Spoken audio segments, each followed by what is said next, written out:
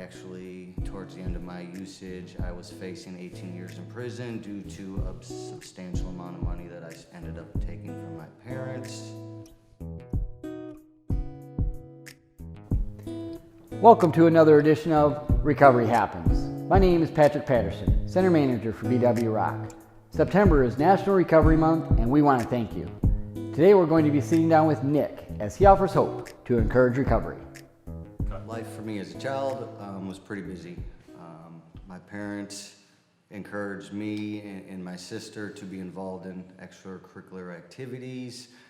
You know, I don't really want to say this, but I took dance classes growing up. I was involved in sports, played basketball, baseball.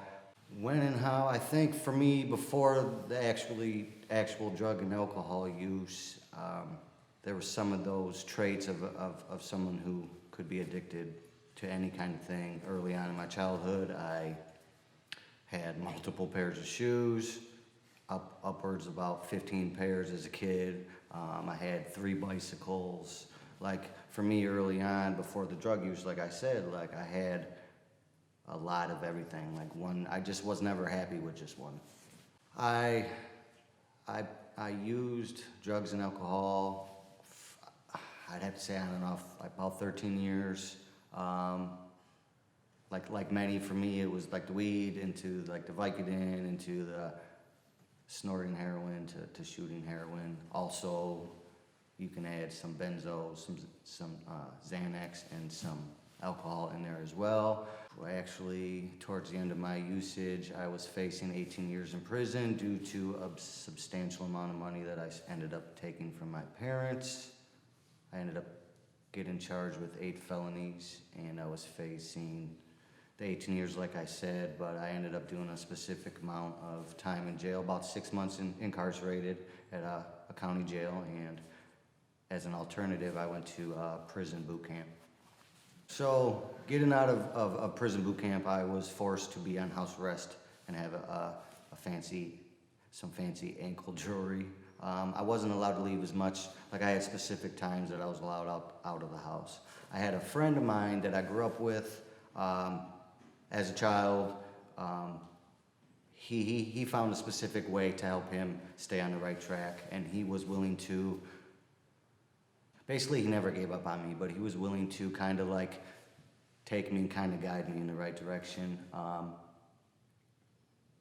He did a lot of things to make it easier for me, in a sense. Like he would pick me up when I was allowed out. He would make sure I'd get home on time, you know, from these places that I would go that helped me feel part of, helped me learn to stay off the drugs and alcohol. He